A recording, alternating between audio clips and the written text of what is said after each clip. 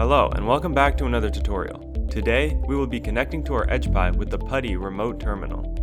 PuTTY is an excellent tool for secure shell connections and it's very easy to use with the EdgePi. To get started, head to the PuTTY install link in the description and install a version for your computer. Install and set it up like normal. Now, make sure your EdgePi is powered on and connected to the same network as your computer. There is already a tutorial for network setup on our page. On your computer, open PuTTY and in the host name or IP address field, you will type a user at host.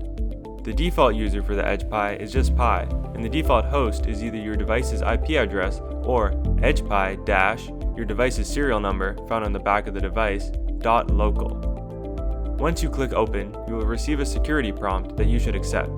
The default password is Pi, just like the user. You are now in the remote terminal.